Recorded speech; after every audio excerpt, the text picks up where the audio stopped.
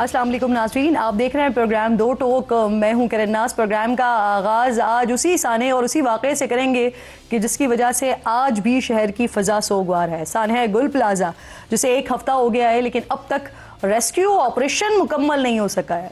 जिंदा जलकर मरने वाले 71 अफराद में से सिर्फ 20 की ही शनाख्त हो सकी है। 51 अफराद के अहले खाना अब भी अपने प्यारों की शनाख्त के मुंतज़िर ही हैं। एक हफ्ते बाद अब मुकदमा भी दर्ज हो गया है। FIR के मुताबिक प्लाजा में हिफाजती इंतजामात मुकम्मल नहीं थे। लाइट्स और दरवाजे बंद होने से लोगों को निकलने का रास्ता नहीं मिल सका। आज लाहौर के एक होटल में भी आग लगने का वाक़या पेश आया है, जिसमें 3 अफराद जान से गए, 6 अफराद झुलस कर जख्मी हुए हैं। सानिया गुल प्लाजा। इसके बाद पंजाब हुकूमत की हिदायत पर सूबे में 2000 से ज़ायद जो इमारतें हैं उनका सर्वे किया गया, जिनमें से सिर्फ 14 इमारतें ही गैर महफूज थीं और लाहौर की 7 इमारतें इंतहाई ख़तरनाक करार दी गई थी। बाकी इमारतों को सहूलियात होने या ना होने के हिसाब से A से लेकर D कैटेगरी में रखते हुए नोटिस जारी किए गए हैं, जबकि दूसरी जानिब कराची में भी यही प्रैक्टिस हुई। लेकिन सिंध बिल्डिंग कंट्रोल अथॉरिटी इसके सर्वे में 90% इमारतों में आग से बचाव के इंतजामात ना होने का इंकशाफ हुआ है। इस पर बात करने के लिए प्रोग्राम में मेरे इंतहाई मोअज़्ज़ज़ कादिर मंदोखेल साहब, पाकिस्तान पीपल्स पार्टी के अहम रहनुमा हैं, प्रोग्राम में ज्वाइन कर रहे हैं। आपकी शुक्रगुजार हूँ। अरशद वोहरा साहब, MQM पाकिस्तान से आपका ताल्लुक़ है, मेरे इंतहाई मोअज़्ज़ज़ मेहमान हैं, साबिक डिप्टी मेयर कराची हैं। आप दोनों की शुक्रगुजार हूँ सर। एक तो समझ नहीं आता कि इस वाक़े के ऊपर बात किस तरह से की जाए। पहले ज़रा मंदोखेल साहब आप इस पर अपना कमेंट शामिल करें ना सर। कल से एक तहकीकाती रिपोर्ट है जो गर्दिश कर रही है, जिसमें ज़मीन के 19वीं सदी के रिकॉर्ड से लेकर 20वीं सदी में तामीर के रिकॉर्ड तक सब शामिल हो गए हैं, लेकिन कहीं पर भी ये नहीं बताया गया कि आग क्यों लगी, लोग निकल क्यों नहीं सके, रिस्पांस टाइम क्या था, पानी ख़त्म होने के जो इल्ज़ामात लग रहे थे वो सच थे या झूठ थे। ये कहीं पर मुझे नहीं मिल सका उस तहकीकाती रिपोर्ट में सर। जी किरण, यकीनन एक अफसोसनाक सानिया है और इस इतनी जाने नहीं जाने चाहिए। बहुत सारी चीज़ें हैं जो आइंदा कुछ दिनों में और सामने आएंगी। गफलत भी है, लापरवाही भी है, एहतियात भी नहीं है, बहुत सारी चीज़ें हैं। मैं सिर्फ अपनी बात नहीं करूँ, मैं यूनियन की भी बात करूँ। इससे पहले जो आपने बताया कि 1991 में जो ये ज़मीन अलाट की गई 3 रुपये गज़, फिर रेगुलाइज किए, एक फ्लोर की बजाय 3 फ्लोर के बेसमेंट का भी है, वो सारी चीज़ें अपनी जगह पे। लेकिन सबसे बढ़कर ये कि इस वाक़ये को जो इतना हाईलाइट कर दिया, और सबसे ज़्यादा अफसोसनाक बात तो इसका पहलू ये है कि अभी कराची वाले या पाकिस्तान भर के लोग इस गम से बाहर निकले नहीं हैं कि मुल्क के वज़ीर दिफा कौमी असम्बली में जो ना एक बयान झाड़ देता है और 18वीं तरमीम और बल्दियाती निज़ाम की बात करें। सबसे पहले तो उस शख्स को उनका अपना जुमला याद दिला दूँ। कोई शर्म होती है, कोई आया होती है। 3 साल से आपके शहर सियालकोट में मंदोखेल साहब, मेरे लिए ज़्यादा इस वक्त जो है ना, मैं इत्मीनान की बात ये होती सर कि आप वज़ीर दिफा के बयान को सुनने के बजाय या MQM के बयानात को सुनने के बजाय आप तवज्जो देते उन आवाज़ों पर जो वहाँ पर लवाहिकीन मौजूद हैं। जब 3 दिन तक आग नहीं बुझ रही थी सर, जब वो चिल्ला रहे थे, आप उनकी बातों के ऊपर ज़्यादा तवज्जो देते। ये सियासी बयानबाजियाँ तो होती रहती हैं मंदोखेल साहब, ये बहुत बड़ा सानिया हो गया सर। और इसमें बुनियादी सवाल ये है कि जो बल्दियाती हुकूमत है, जो सूबाई हुकूमत है, 18 साल से है वहाँ पर, आपका रिस्पांस टाइम इतना नहीं था कि जिसकी वजह से वहाँ पर गाड़ियाँ पहुँचती, फिर वो वेल इक्विप्ड नहीं थे कि आग बुझा सकते, लोगों को बचा सकते सर। इंतज़ार किया जाता रहा कि गाड़ी पानी आए वहाँ पर, आग बुझे वहाँ पर। मंदोखेल साहब, सवाल ये है। किरण, थोड़ा सा आप मुझे मौका देते, ये बातें मुझे क्यों करनी पड़ी है ख्वाजा आसिफ की और मुस्तफ़ा कमाल की, के बजाय कराची वालों की आंसू पोंछ देते, उल्टा जो 18वीं तरमीम के बयानात आ गए। मैं तो सवाल ये उठाऊंगा इस वजह से कि आप हमारी कोताही, नाइली, लापरवाही जो नाम दे दे उस पर सवाल कर लेते। 18वीं तरमीम कहाँ से आ गई, इस वजह से मैंने ये बात की। नंबर 1 बात। दूसरी बात ये कि इस फायर ब्रिगेड का जो रिपोर्ट हुआ है 10:26 पे और 10:35 पे, मैं कहता हूँ ये टाइम भी ज़्यादा है, क्योंकि 2 मिनट का रास्ता है, इतना टाइम नहीं लगना चाहिए। बाकी जो पानी के बारे में कहा जाए, बिल्कुल गलत है। पानी तो जारी बात है, जो कोई 20-22 वहाँ पे फायर टेंडर जो ना आ रहे थे, जारी जो खाली होगा वो भर के वापस आएगा, ये चीजें तो थी। ऐसा कोई लम्हा नहीं था सर जो जहाँ अगर आग लग रही और पानी है ना हो। नंबर वो वेल ट्रेंड नहीं था। आग इसी वजह से बड़ी, वहां पर मौजूद लोग भी बता रहे थे, और इतना तो इल्म होता है कि वहां पर केमिकल मौजूद था, या वहां पर प्लास्टिक मौजूद थी, वहां पर क्रॉकरी मौजूद थी जिस पर पानी नहीं डाला जाता। सर पानी डालने की वजह से आग मजीद भड़कती रही, आग बुझी नहीं। इसी वजह से जो फायर ब्रिगेड का अमला था वो वेल इक्विप्ड नहीं था। मंदुखेल साहब, ठीक ठीक, आपका ये सवाल वैलिड है, मैं उसको तस्लीम करता हूँ, लेकिन आप मुझे बता दें कि उस प्लाजे के कोई 27 या 26 गेट बता रहे हैं, उन गेटों के या तो ताले लगे हुए थे या उन पे दुकानें बनाई गई है। सिर्फ 2 गेट खुले थे। दुकानदारों के बयान आपके सामने कि हमें तो पता था कि गेट कहाँ है, मगर जो आम शॉपिंग करने वाले उन बेचारों को नहीं पता था। छत के ऊपर ताले लगाए गए, छत पे गाड़ियां तो महफूज रही मगर इंसान महफूज नहीं, क्योंकि रास्ता नहीं थी। ये भी सवाल है ना, यूनियन जो वहाँ पे लाखों रुपए महीने का लेते हैं, उनके पास ये सारी जो बात कर रहे हैं ना, आपकी बातें बिल्कुल दुरुस्त हैं सर। ये वाले वो सवालात हैं जो मैं वहाँ पर यूनियन मौजूद थी, मैं उनसे जरूर पूछूंगी। ये आप बिल्कुल सही बात कर रहे हैं, ये सवाल हैं मेरे, और ये बुनियादी सवालात हैं जो उनसे पूछने हैं। लेकिन आपसे पूछने का सर एक ही बुनियादी सवाल है कि 18 साल से कंसेक्यूटिव आपकी हुकूमत है, लेकिन इतना बड़ा सानिया हो जाता है, उसके बाद भी आप लोग इस बात पे नाराज हो रहे हैं कि 18वीं तरमीम पे बात क्यों कर रहे हैं, या पॉलिटिसाइज इस मामले को क्यों कर रहे हैं, या इतना बड़ा इशू क्यों बना रहे हैं। सर ये इतना बड़ा इशू है। अरशद वोरा साहब साथ मौजूद हैं, उनका कमेंट लेती हूँ, फिर आपके पास दोबारा आती हूँ। अरशद वोरा साहब, एमक्यूएम ने वज़ीर आज़म को तहकीकात के लिए खत लिखा। सर कह दें। देखिए, एक तो आप लोग एक चीज़ करते हो कि हमको जवाब देते हैं, आप लोग कहते हैं नहीं आप इसकी बात करें।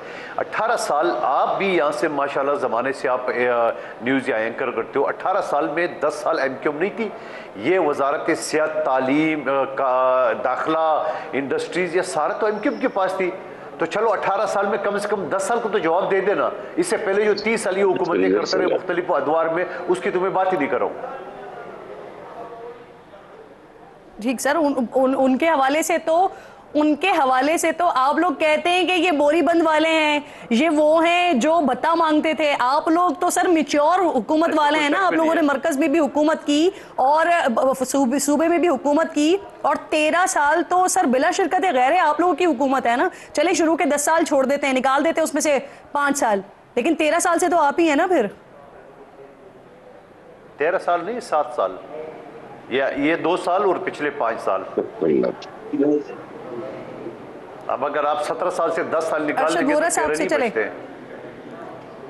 चलें, अच्छा फिर मैं 7 साल, सर 7 साल में भी अगर आप 28 फायर ब्रिगेड की गाड़ियों को, स्टेशंस को बढ़ा नहीं सके, 7 साल में नहीं बढ़ा सके सर, तो फिर इसके ऊपर भी क्या कहना बनता है, समझ नहीं आता। वसीम अख्तर साहब ने जब सिफारिश की थी विफाक की तरफ से 13 गाड़ियां आई थी सर।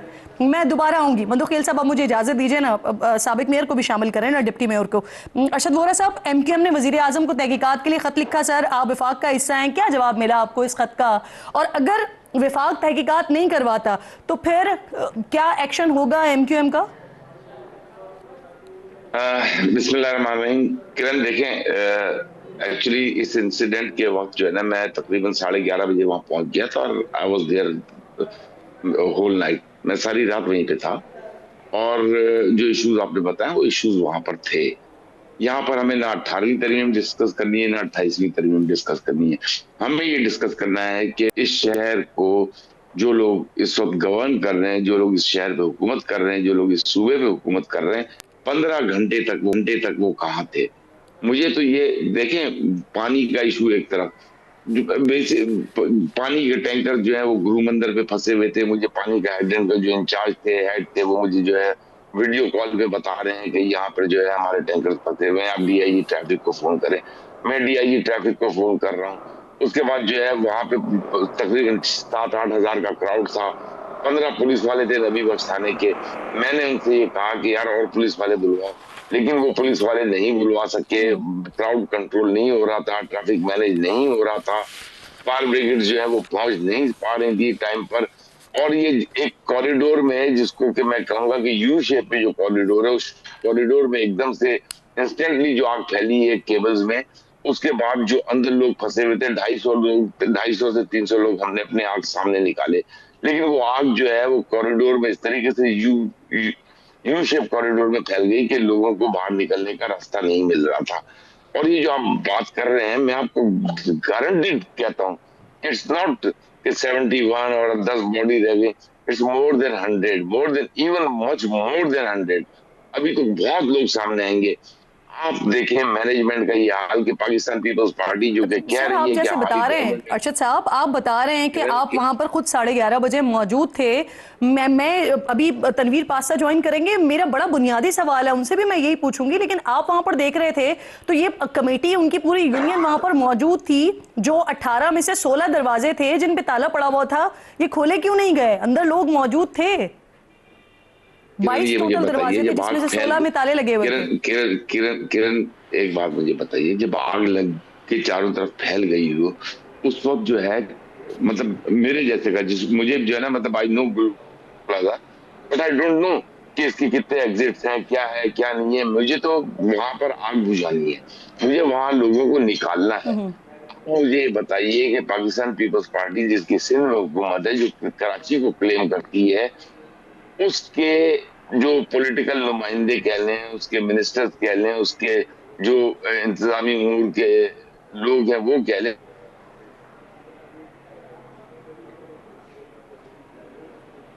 आपकी आवाज़ अरशद साहब नहीं आ रही है, आपकी तरफ भी आती हूँ दोबारा।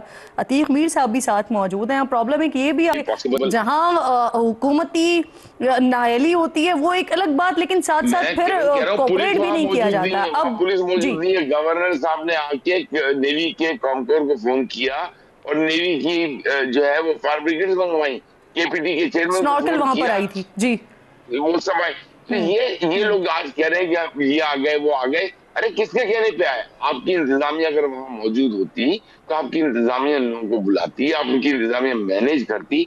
वहां पर सब लोग अपने आप को मैनेज करने की कोशिश कर रहे थे। ये ट्रेजेडी जितनी बड़ी जी हुई है, ये हादसा था, सानहे में तब्दील हो गया। इस हादसे को कवर किया जा सकता था, लेकिन सिर्फ और सिर्फ जी इंतजामिया। ठीक। देखिए, आपके डीआईजी साउथ जो है वो रात को 3 बजे आए 15 मिनट के लिए। आपके कमिश्नर कराची जो है वो 15 मिनट के लिए आए। आई मीन इतनी बड़ी आग लगी हुई जी शहर में, अमेरिका से सर, लेके चाइना तक और रशिया सर से वैसे लेके एक जो है सवाल वहां अफ्रीका पर तक, उठा था तमाम कि मुल्क। अगर मेयर कराची आ जाते तो क्या आग बुझ जाती? अब सूबाई हुकूमत की तरफ से ही ये सवाल भी फिर उठाया गया था, क्योंकि नाराजगी हो जाती है। तो सवाल ये नहीं था कि वो आते वहां पर, वो बेसिकली वो इतने पानी बिल्कुल वेल उनको इक्विप्ड नहीं उनकी आना टीम चाहिए था, होती, क्योंकि आग या जो लगी उनके थी पास केमिकल्स मौजूद बिल्कुल होते कि अगर उनको वो ना नहीं भी आना होते चाहिए तो था। उनकी टीम काम कर रही नो होती। केमिकल सवाल इशू, बेसिकली अगर ये वो था। नहीं भी आते ठीक, कोई बात नहीं। अरशद साहब जो मुझे ये इजाजत बयानिया दीजिएगा। इनका है, अतीक साहब, जो इनका ये ठीक, बयानिया है कि वो नहीं भी आते तो फिर वो घर पे जाके, वो तो वैसे ही इस्लामाबाद में सोए हुए थे, वो तो सुबह की फ्लाइट लेके भी आ सकते थे, नहीं है तो वो सो जाते। ठीक है, जितने लोग मर रहे हैं मर जाते, जितनी बिल्डिंगें जल रही हैं जल जाती, उनके आने न आने से क्या फर्क पड़ता है? You are right. तो सर फिर ये अतीक साहब गवर्नर साहब साथ को भी मौजूद नहीं हैं। आना सर मुझे चाहिए था, इजाजत दीजिएगा। जिन्होंने अतीक फोन मीर करके साहब मुझे ये नेवी फरमाइए की सर, एम्बुलेंस को बुलाया अब था। जब सर्वे हुआ है दोबारा, फिर 200 के करीब कुछ ज्यादा ही से इमारतें जो है वो मखदूश बताई जा रही हैं, लेकिन फिर मसला ये आ रहा है कि क्या फिर खुदा न खास्ता किसी साने का इंतजार कर रहे हैं, किसी हादसे का इंतजार कर रहे हैं, कि फिर ताजर कह रहे हैं कि उन्हें वक्त चाहिए? तो सर अगर गवर्नमेंट फौरी तौर पर काम करना चाह रही है ऐसे किसी वाकये के लिए, तो क्यों कोऑपरेट नहीं किया जा रहा गवर्नमेंट के साथ? मुनीर साहब। नहीं, इस बात पे कोई एतराज नहीं है, कहीं कोई एहतजाज नहीं है। मैं तो खुद बारहा ये बात कह चुका हूँ कि अगर हमारी तरफ से, ताजरों की तरफ से कहीं एक लापरवाही है तो हुकूमती इदारे इस पे मजबूर करें, सख्ती करें और ताजरों को फायर सेफ्टी के जो इंतजाम हैं उसके लिए मजबूर किया जाए। कायल नहीं बल्कि जो कानून है वो लागू किया जाए। हाँ, ये मैं जरूर कहता हूँ कि ये रातों रात, जब आपने इसको मुद्दतों इग्नोर किया तो लोग आदी हो गए, लापरवाही हो गई, और अब आप कहें कि रातों रात आप, हुकूमत भी तो रातों रात फिर वो काम करे ना। देखिए, मैंने अपनी जिंदगी में बहुत कराची में आतिशजदगी के वाकयात देखे, बोल्टन मार्केट, उसके बाद कोऑपरेटिव मार्केट, फिर इस सदर में 2-3 ऐसे वाकयात हुए, लेकिन यकीन जानिए मेरी जिंदगी की इससे ज्यादा हौलनाक आतिशजदगी इसलिए नहीं है। मैंने इसलिए देखी कि इतनी बड़ी मार्केट, मैंने देखा कि जब आग लगते ही पूरी मार्केट 10 से 15 मिनट 12 मिनट में, जिसे लोग बताते हैं, आग की लपेट में आ गई। अगर उस वक्त पर वक्त भी अगर आ जाती फायर ब्रिगेड के फायर टेंडर्स, तो ये आग बड़ी तेज से फैली, जहाँ इस वजह से इस वक्त लोग कहते हैं कि ये शायद सिचुएशन दूसरी होती। साथ ही मौजूद रहेगा जी सर, मैं दोबारा आती हूँ आपकी तरफ। मुझे सर आपने जो बात की ना, कहता हूँ देखिए मुमकिन है सब कुछ दुनिया में होता है कि सारे इंतजाम मुकम्मल होते हैं लेकिन फिर भी आग काबू में नहीं आती, ऐसा बिल्कुल मुमकिन है। लेकिन जहां 300 की जगह सिर्फ 31 फायर टेंडर जिस शहर में फायर ब्रिगेड के पास 600 फायर टेंडर्स की बजाय, तो फिर यहाँ पर वो वाली मिसाल जो आप दे रहे हैं कि हादसे हो भी जाते हैं, साने हाथ भी हो जाते हैं, आग इतनी लगती है, फैल भी जाती है, तो वहां पर फिर ये वाली मिसाल फिट नहीं आती ना, कि जहां पर हमें ऑलरेडी पता है कि फायर स्टेशंस कम है। ठीक है सर, साथ ही मौजूद रहिए। मुझे तनवीर पासा ज्वाइन कर रहे हैं, यूनियन है गुल प्लाजा के। बहुत शुक्रिया तनवीर पासा साहब। अभी जो FIR दर्ज हो गई है फाइनली, उसके ऊपर जो चार्जशीट है वो एक तरीके से पूरी की पूरी आप ही के ऊपर है, आपकी यूनियन के ऊपर ये है कि लाइट्स बंद थी, दरवाजे बंद थे, जिसकी वजह से बर वक्त लोगों को निकलने का रास्ता नहीं मिला। मैनेजमेंट कमेटी के ऊपर ये इल्जामात आ गए हैं सीधे, या चार्जशीट आपके खिलाफ आ गई है। मैं आपको मुसलसल सुन रही हूँ, आपने एक जगह इंटरव्यू देते हुए कहा कि जैसे ही आग लगी मैं और मेरी टीम हम फौरी तौर पर काम करना शुरू हो गए। आपने सबसे पहले कॉल की कि बिजली बंद कर दी जाए ताकि आग ज्यादा ना फैले। वो मेरा बुनियादी सवाल यह है कि जो बाकी 16-17 दरवाजे वहां पर लॉक हुए हुए थे, और क्योंकि मेरा अपना ताल्लुक कराची से है, मुझे पता है कि मार्केट्स में होता क्या है कि टाइम जब खत्म हो जाता है तो जो अहम दरवाजे होते हैं दाखिली और खारिजी, उनको लॉक कर दिया जाता है। 2-3 दरवाजे छोड़े जाते हैं जो अंदर मौजूद होते हैं कस्टमर्स, ताकि वो बाद में निकल जाएं। तो वो दरवाजे जो लॉक थे वो फौरी तौर पर क्यों नहीं खोले गए? नहीं, ऐसी कोई वो बात नहीं है कि दरवाजे लॉक थे। मैं पहले दिन से वही वजाहत करता हुआ रहा हूँ। 10:10 पे पॉसिबल ही नहीं है गुल प्लाजा के दरवाजे बंद हो जाए। यहाँ के अतराफ के जो भी रिहायशी भी हैं, जो रहते हैं, जो कस्टमर्स भी हैं, उन सब के इल्म में है कि गुल प्लाजा मार्केट 10:30 से 10:45 के दरमियान गेट बंद होना शुरू होते हैं आम दिन में, और सैटरडे वाले दिन 10:45 to 11 जो है PM का टाइम होता है तो बंद होना शुरू होते हैं। और 16 गेट्स जो है पूरे अतराफ में उसके हैं। अगर गेट्स बंद होते तो आप ये बताएं कि गुल प्लाजा मार्केट में 1100 से 1200 के दरमियान शॉप्स हैं। हर शॉप्स के अंदर 4 से 5 अफराद FIR में लिखा हुआ है तनवीर के दरवाजे बंद थे। सेकेंडली ये कि वो जो फुटेजेस आई हैं, जो अंदर लोग मौजूद थे, उनकी जो फुटेजेस आई हैं, वो जहां जहां से निकलने की कोशिश कर रहे हैं, वहां पर ताले लगे हुए हैं, लोग चिल्ला रहे हैं, आहो बुका कर रहे हैं। नहीं मैडम, जो अंदर की फुटेज है, जो गेट को हिला रहे हैं, जो बंदे ने वीडियो बनाई है, वो फुटेज जो है मैडम मस्जिद वाला जो गेट है, वो बार बार वजाहत में कर चुका हूँ कि मस्जिद का जो गेट है, उसकी जो ग्रिल है, वो मस्जिद का जो गेट है मस्जिद इंतजामिया के हाथ में होता है, गुल प्लाजा मैनेजमेंट के हाथ में वो नहीं है। वो अपने टाइम पे इशा की नमाज के बाद बंद हो जाते हैं। तो उसको लेकर हर जगह यही बात हो रही, गेट्स बंद थे शुरू में। तो ये आप ये कह रहे हैं, रिकॉर्ड पर आ जाए तनवीर साहब, क्योंकि आप ये बात कर रहे हैं ना कि दरवाजे आप बार बार ये कह चुके हैं कि बंद नहीं थे, यानी 22 के 22 दरवाजे, 22 से अगर मैं सही कह रही हूँ, या 26 थे, कितने दरवाजे? 16 दरवाजे हैं, 22 तो है ही नहीं। 16 गेट्स हैं, 4 स्टेयर्स हैं टोटल, ठीक है। इसके अंदर 4 स्टेयर्स हैं, 16 गेट्स हैं। अच्छा, आपने खुद 26 जो दरवाजे बताए हुए हैं, मीडिया पर रिकॉर्ड का हिस्सा है, वो कौन से दरवाजों का तस्करा कर दिया है फिर आपने? क्या कह रहे हैं? आपने 26 दरवाजों का तस्करा किया है, आपका ऑन रिकॉर्ड 26 दरवाजे मौजूद हैं। मेरा एक भी ऑन रिकॉर्ड अगर हो कि मैंने कोई 22 दरवाजों का किया है तो आप मुझे वजाहत बता दें। कोई आप अगर कह रहे होंगे तो सही कह रहे होंगे। मेरी मार्केट से मुझे पता है कि आप कहें 4 हैं, 5 हैं, 16 हैं, 18 हैं, जितने भी दरवाजे थे, तनवीर पासा साहब ये ऑन रिकॉर्ड कह रहे हैं कि कोई भी दरवाजा लॉक नहीं था। जी बिल्कुल, मेन रोड के कोई भी दरवाजे लॉक नहीं थे। जो 16 मार्केट के जो मेन एंट्रेंस के इन और आउट के गेट्स हैं, कोई भी क्लोज नहीं। मुझे सवाल करने दो, 1-2 सवाल। तो फिर ये क्लियर कर दें तनवीर साहब, आपकी अपनी बात में थोड़ा सा मुझे कॉन्ट्रडिक्शन लगा। आप कह रहे हैं जो मेन रोड के दरवाजे थे उनमें से कोई भी बंद नहीं था, क्योंकि एक पिछली गली में भी दरवाजा है, एक हम मेन रोड 3 साइड कॉर्नर हमारा प्लॉट है, हम इसे मेन रोड ही कहते हैं। जो मार्केट का एंट्री और एग्जिट्स हैं, 16 दरवाजे, 5 जो है हमें जिना रोड की साइड्स पर हैं, ठीक है। इसके अलावा जो है ना 5 जो है वो DC ऑफिस साइड पर हैं, ठीक है। 6 जो है वो मास्टर रोड की तरफ है। ये 16 गेट्स हमारे टोटल हैं जो इन और आउट और एग्जिट के लिए सारे यूज होते हैं। ये टोटल जो ग्राउंड फ्लोर के ऊपर सारे गेट्स पड़ते हैं ओपन साइड पे, MA Jinnah road side, master road side और DC ऑफिस साइड, सारे गेट्स ओपन थे, ठीक, सारे गेट्स ओपन थे। और यहाँ से हमने पब्लिक को निकाला है मैंने ये बताया था कि 5 से 5,500 लोग थे। अगर ये गेट्स बंद होते तो लोग निकल ना सकते, और ये जो शौदा की जो लिस्ट है ये कहीं ज्यादा ऊपर जा चुकी होती है, और यहाँ तक नहीं होते, 2,500 लोग फंसे हुए होते हैं कि रास्ता ना होता। अच्छा, मुझे ये भी जरा फायर सेफ्टी के हवाले से बता दीजिए, क्योंकि मैं आपको सुन रही थी, आपने बताया कि फायर सेफ्टी के इंतजामात आपके पास मौजूद थे, तो उसके लिए आपने, क्योंकि बहुत बड़ा प्लाजा था ना, तो इतने बड़े प्लाजा के लिए यकीनन कोई कंपनी वगैरह आपने हायर की होगी जिन्होंने आके इंस्टॉलेशन वगैरह की होगी। एक चीज समझ लें, प्लाजा जो है बहुत पुराना 82-85 का प्लाजा बना हुआ था, नए तर्ज पे, नई चीज स्टैंडर्ड पे नहीं थी। फिर भी हमने फायर फाइटिंग के जो सिलेंडर्स थे, हम जगह जगह हमारे कॉरिडोर्स में हमने नफ्स किए हुए थे, फायर बॉल्स रखी हुई थी जो इमरजेंसी वक्त पे कार्रवाई हो सके और हम उसको रोक सके। हमने कोशिश बहुत की मगर वो हमसे रुक नहीं पाए। उसके बाद हमने मीडिया पे बार बार बात हो चुकी है कि हमने फायर उसको भी कॉल की, केई को भी कॉल किया, बार बार ये बात हो रही है आपने लाइट्स बंद करवा दी। तो लाइट्स की ये पोजीशन थी कि एसओपी के अंदर है फायर में, अगर वो लाइट में बंद ना करवाता तो शायद जो पब्लिक बाहर निकली है वो जुलूस के उसी टाइम निकलती, क्योंकि अगर बिजली में आग लग जाती और जो वायरिंग अगर आग पकड़ लेती और पीएमटी ब्लास्ट कर जाता, हमारे यहाँ पे सब स्टेशन भी था, अगर वो ब्लास्ट कर जाता तो बहुत बड़ा उसी वक्त जो है वो कयामत बर्पा हो जाती है, लोग इतने निकल ना पाते। ये पोजीशन भी एक थी, इसको फॉलो करके जो देखा, क्योंकि आज से 1.5 महीने पहले हमारे गुल प्लाजा के सामने सिटी शॉपिंग मॉल है, उसमें आग लगी थी।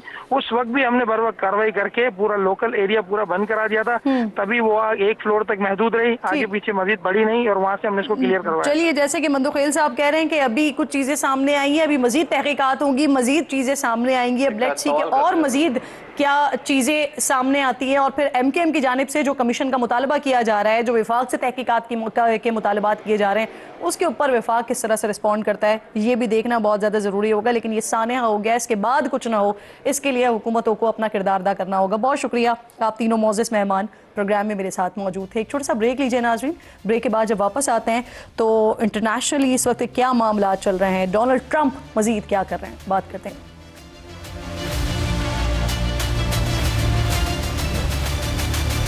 प्रोग्राम में एक बार फिर आपको खुशामदीद कहूंगी। दुनिया को अपनी उंगलियों के इशारे पर चलाने के चक्कर में सदर ट्रंप ने अमेरिका के दुश्मनों को ही नहीं बल्कि दहाइयों पुराने दोस्तों और इत्तेहादियों को भी नाराज कर दिया है। यूक्रेन रूस जंग के मामले पर अमेरिका और यूरोप के बीच तनाव पहले ही काफ़ी बढ़ चुका था कि सदर ट्रंप ने ग्रीनलैंड लेने की बात करके यूरोपीय ममालिक के गुस्से को दावत दे दी है। बैक टू बैक झटकों के आफ्टर शॉक्स का असर अभी कम भी नहीं हुआ था कि आज सदर ट्रंप ने यह कहकर जलती पर तेल का काम किया है कि नेटो के फौजी अफगानिस्तान में अगले मोर्चों पर लड़े ही नहीं और अमेरिका को उनकी ज़रूरत भी नहीं थी।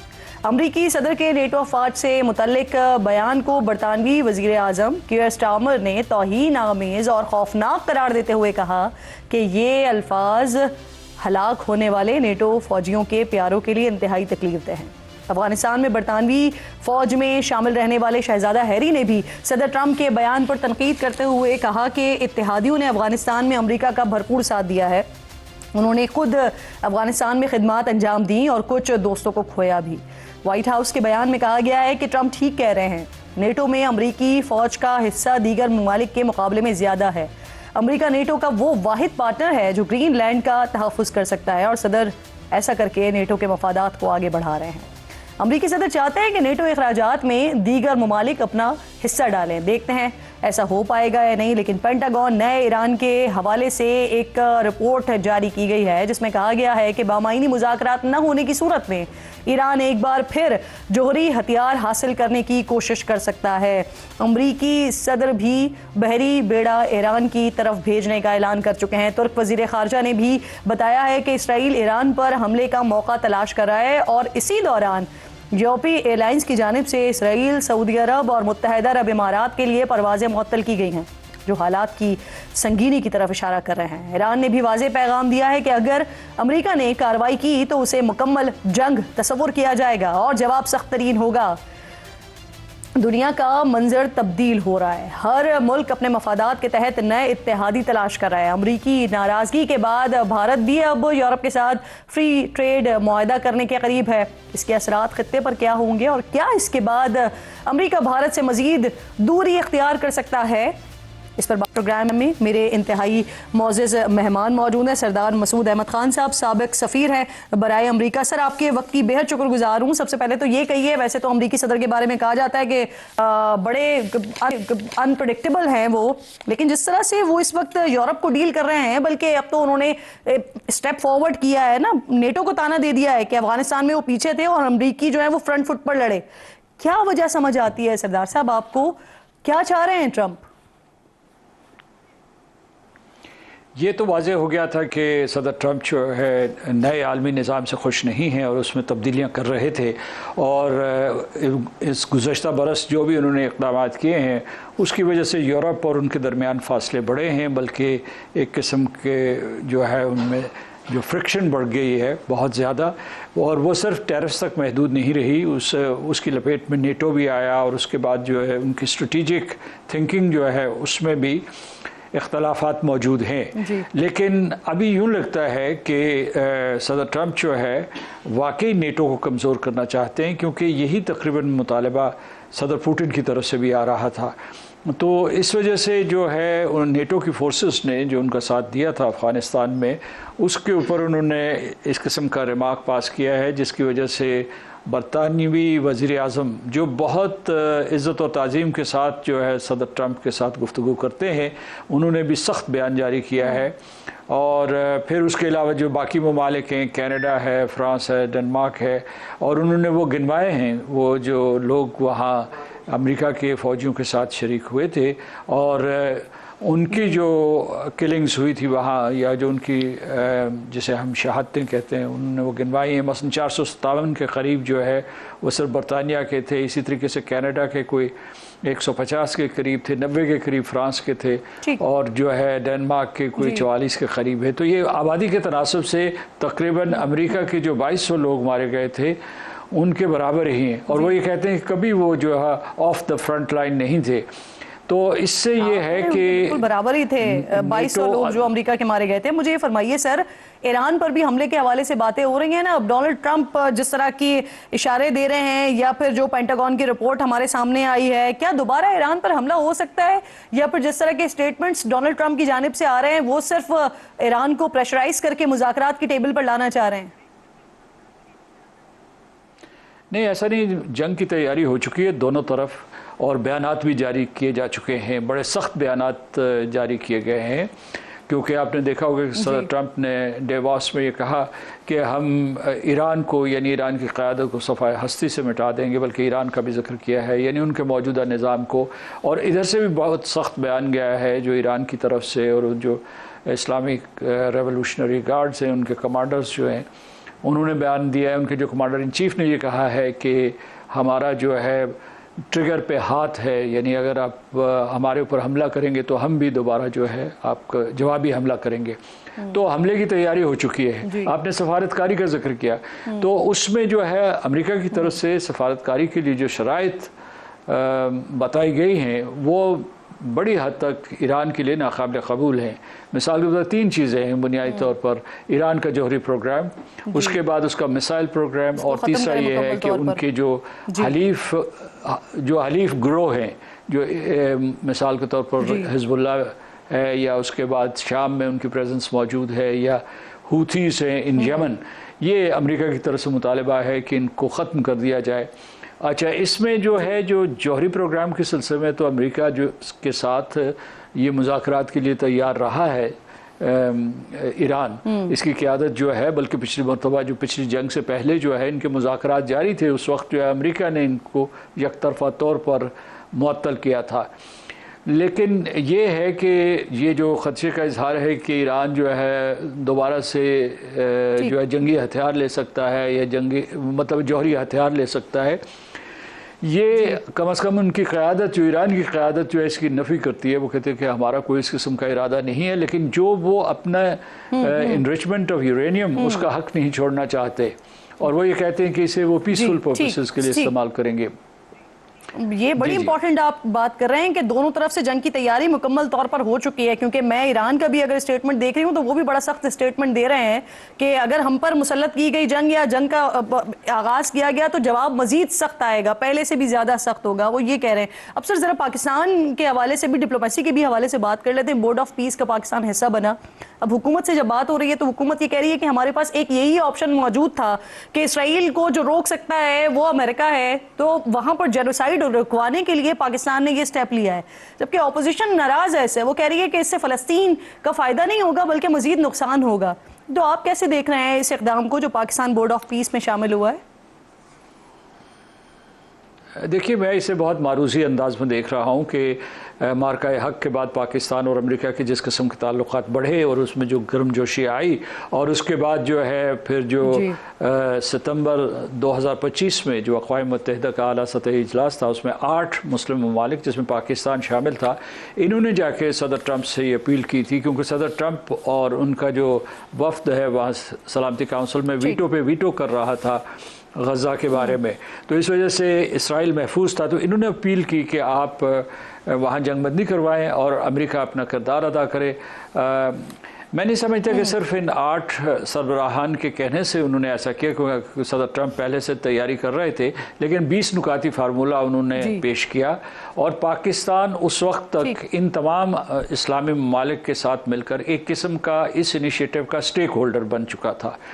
तो आखिरी वक्त में वो माजरत नहीं कर सकता था, इनकार नहीं कर सकता था। तो ये हुआ इसकी जो ऑब्जेक्टिव इंटरप्रिटेशन होगी। अब जो है इसमें क्या मुज़मरात हैं, क्या ख़तरात हैं, ये आने वाला वक्त बताएगा। क्या वाकई जो है फ़लस्तीनियों को तहफ़्फ़ुज़ मिल जाएगा, क्या गज़ा के लोग महफूज रह सकेंगे या नहीं, ये वो चीज़ें हैं जो अभी आने वाले हफ्तों ये देखना होगा। अब इसके TORs देखने होंगे और ये देखना होगा कि ये बोर्ड काम किस तरह से करता है। बिल्कुल ठीक सरदार साहब, बहुत शुक्रिया प्रोग्राम में आप साथ। क्विकली नाज़रीन आगे बढ़ेंगे, प्रोग्राम के इस हिस्से में बात करेंगे हम। बांग्लादेश के प्लेयर को निकाला गया IPL से, जब IPL से निकाला तो फिर बांग्लादेश ने कहा कि ठीक है आपके सिक्योरिटी के मसाइल हैं तो फिर आप वर्ल्ड कप खेलने के लिए भी नहीं आएंगे। जब वर्ल्ड कप ना खेलने की बात ICC से की तो फिर ICC जो तमाम कवानीन को तब्दील कर सकता है भारत के लिए, वो बांग्लादेश से कहा कि सारे मामला तो हो चुके हैं, अब कैसे हो सकता है, तब्दीली कैसे हो सकती है। हालांकि बांग्लादेश का पॉइंट ऑफ व्यू ये था कि जिस तरह से पाकिस्तान और भारत का मैच जो है वो न्यूट्रल वेन्यूज पर होगा, इसी तरह से आप हमें भी फिर वहां पर शिफ्ट कर दें क्योंकि हमारे सिक्योरिटी के मसाइल हैं।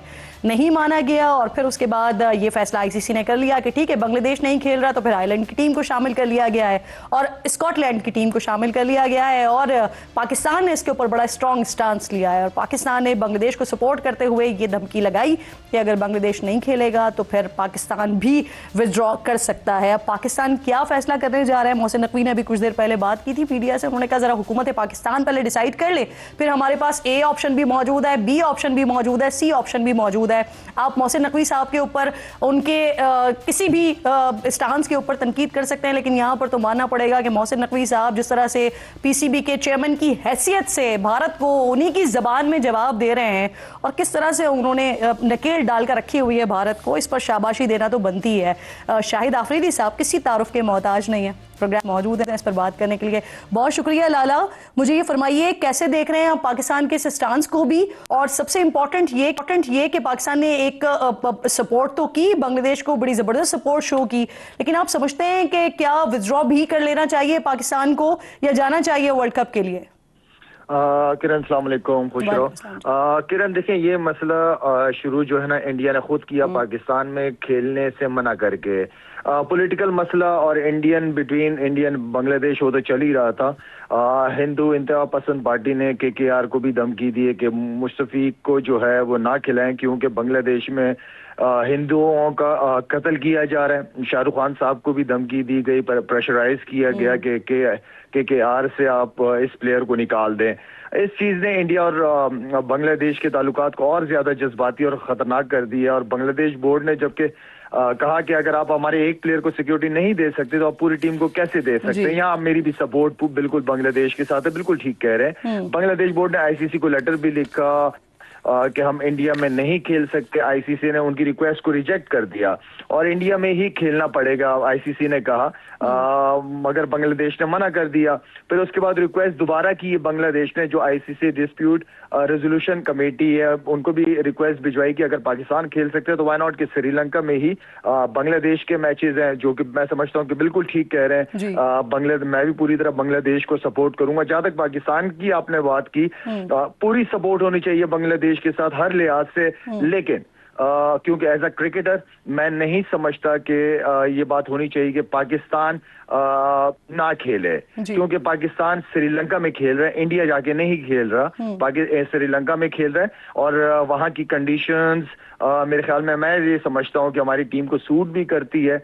तो मैं इस डिसीजन के फेवर में नहीं हूं कि पाकिस्तान भी ना जाए। हाँ, बांग्लादेश को पूरी तरह सपोर्ट करे, हर लिहाज से सपोर्ट करे। देखें, आईसीसी जो है ना, वो इंटरनेशनल क्रिकेट काउंसिल नहीं है, वो इंडियन क्रिकेट काउंसिल है, तो इस चीज को भी देखना पड़ेगा। इसीलिए मैंने कहा ना कि इंडिया के लिए तमाम कवानीन बदल सकते हैं आईसीसी के, लेकिन एब्सोल्युटली जब किसी और कंट्री की बात आ जाती है, और ऐसे कंट्री जिसमें फिर पाकिस्तान आ जाए या फिर जिसमें बांग्लादेश आ जाए, कि जहां पर वो जो कुछ करते रहे हैं और तो उसका असर आ रहा हो, तो फिर वहां पर आईसीसी अपने कवानीन नहीं बदलता है, वहां पर आईसीसी रिलक्टेंट नजर आता है हमें। मुझे ये फरमाइए कि आपको मुस्तकबिल में क्या असरात पड़ते हुए नजर आ रहे हैं आईसीसी के इस फैसले के बाद, कि ठीक है एक टीम अगर अपने सिक्योरिटी के मसाइल बता रही है तो ठीक है वो ना आए, हम किसी और को शामिल कर लेते हैं। देखिए, अभी तो किरण बात यह है कि अभी तो इंडिया आईसीसी का जो चेयरमैन है, वो भी आपको प्रेसिडेंट जो है वो भी वही क्या नाम है उस साहब का, नाम ही बोल रहा हूँ मैं, अच्छा खैर, वो इंडिया के हाथ में ही है। और बात यह है कि पैसा इस वक्त इंडिया लगा रहा है, पैसा बहुत है इंडिया के पास, सब लोग ये इस चीज को जानते हैं, लेकिन ये इसको अच्छी नजर से नहीं देखा जाएगा। और जिस तरीके से मैं बार बार कहता हूं कि अगर बीसीसीआई जो है वो बेचारी खुद अंडर प्रेशर है, वो पाकिस्तान से या दूसरी जगहों पे खेलना चाहती है, क्रिकेट खेलते हुए अपने प्लेयर्स को देखना चाहती है, लेकिन इशू उनका वही घूम फिर के मोदी सरकार पे आ जाती है चीज। तो मोदी ने तो वैसे इंडिया को दुनिया जहां में रुसवा किया हुआ है, लेकिन क्रिकेट के जरिए भी अब मैं समझता हूँ कि बहुत ज्यादा नफरतें, और जिस जैसा की आप बात करना चाह रहे थे वो भी फिर उन्हीं के ही पैरोकारों में से है ना, मोदी साहब के पैरोकारों में से है। अच्छा, मुझे ये बताइए कि जिस तरह से आप कह रहे हैं कि आप इस हक में नहीं है कि पाकिस्तान को बॉयकॉट करना चाहिए, अब सवाल एक ये भी आता है कि मैच फी भी जाती है, फिर उससे लॉस भी होता है, लेकिन एक और सवाल लाला ये भी है यहाँ पर कि ब्रॉडकास्टर्स भी इस वजह से बहुत ज्यादा डरे हुए हैं कि बहुत बड़ी तादाद में, क्योंकि सबसे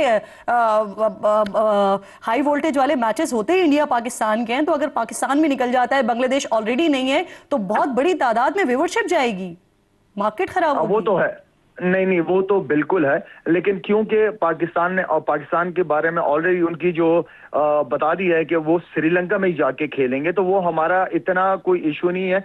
हम कहीं इंडिया जाके नहीं खेल रहे, हमने जो पसंद की जगह थी वहां पे जाके हम अपने सारे मैचेस खेल रहे हैं।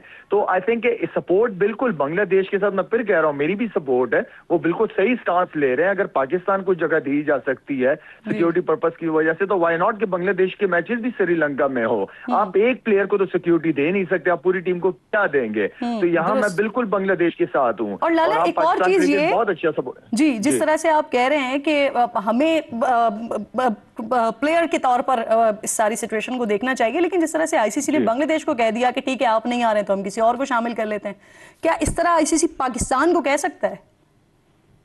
नहीं, खैर इस तरह तो नहीं कह पाएगा। पाकिस्तान की क्रिकेट, पाकिस्तान की बड़ी वैल्यू है हर लिहाज से। क्रिकेट ने दुनिया में अपना नाम रोशन किया, इनके प्लेयर्स ने हमेशा एक जबरदस्त एम्बेसडर्स के तौर पे पाकिस्तान को रिप्रेजेंट किया है और हमारा एक स्ट्रॉन्ग स्टांस रहा है हमेशा। तो मेरे ख्याल में तो ऐसा, देखिए आईसीसी का तो ये है ना कि इस वक्त आईसीसी इंडियन क्रिकेट बोर्ड है ना, तो वो उससे तो आप कुछ भी एक्सपेक्ट कर सकते हैं इस वक्त। ये इंटरनेशनल क्रिकेट काउंसिल तो नहीं है ना इस वक्त। जी जी, तो कुछ भी आप एक्सपेक्ट कर सकते हैं, कुछ भी हो सकता है। तो मैं फिर भी एज ए क्रिकेटर ये बात करूंगा कि हमें सपोर्ट पूरी तरह बांग्लादेश को रहना चाहिए, लेकिन हमें बाइकआउट नहीं करना चाहिए, हमें खेलना चाहिए वर्ल्ड कप। बिल्कुल ठीक, बिल्कुल ठीक। आपका मशवरा ये यकीनन जो फैसला करने वाले हैं वो जरूर सुन रहे होंगे। मुझे आखिर में ना लाला ये भी बता दीजिए कि इसके अलावा अगर मैं बिग बैश को देख रही हूँ तो वहां पर पाकिस्तानी खिलाड़ियों के साथ इस बार रवैया कुछ बेहतर नहीं है, कुछ सलूक अच्छा नहीं है। स्टीव स्मिथ, इन्होंने बाबर आजम को रन नहीं लेने दिया, रिजवान को रिटायर्ड करवा लिया गया। क्या वजह समझते हैं? क्या ये अप्रोच का मसला है? किरण, ये माइंड सेट है ऑस्ट्रेलियंस का।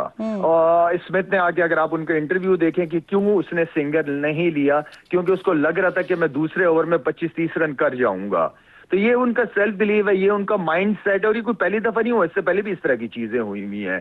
तो मैं इसको इतना कोई नेगेटिव या ये नहीं कहूंगा कि पाकिस्तान को वहां पे इग्नोर किया जा रहा है प्लेयर्स को। नहीं, हम भी बिग बैश खेलने गए, बहुत रिस्पेक्ट देते हैं। बाबर भी अगर गया है तो बहुत रिस्पेक्ट मिली है। उनकी फ्रेंचाइज के ओनर को भी मैंने सुना है कि अगर बाबर कुछ भी ना करे तब भी बाबर खेलता रहेगा। तो आई मीन कि ये रिस्पेक्ट है, लेकिन प्लेयर्स का एक माइंडसेट अलग है। उनके प्लेयर्स ने वो चांस लिया, वो सिंगल नहीं लिया। मैंने इसको इतना बड़ा वो नहीं लेता। हाँ, अगर इसमें आउट हो जाता तो वो अलग चीज थी, लेकिन उसने जिस वजह से सिंगल नहीं लिया, उसने वो उस ओवर को बड़े जबरदस्त तरीके से खेला और टीम को फायदेमंद रन दिए। अच्छा, लेकिन जो रिजवान के साथ हुआ वो तो किसी एक प्लेयर का फैसला नहीं था ना। हालांकि उसके बाद फिर माफी तलाफी भी हुई, आप खेलते रहे, लेकिन इस तरह का तो वाकया हमने कभी नहीं देखा पहले माजी में। मुझे नहीं याद पड़ता कि ऐसा कुछ पढ़ा भी हो मैंने।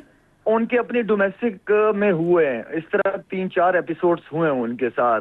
वो इसी माइंडसेट के, वो किसी की मतलब ये नहीं कि किसी की कोई बेइज्जती के नाते के कोई बेइज्जती उन्होंने कर दी और ये वो नहीं। उनका माइंडसेट ही इसी तरह की है, वो क्रिकेट खेलते ही इसी तरह है। पास्ट में भी उनके साथ इस तरह की चीजें उन्होंने की हैं।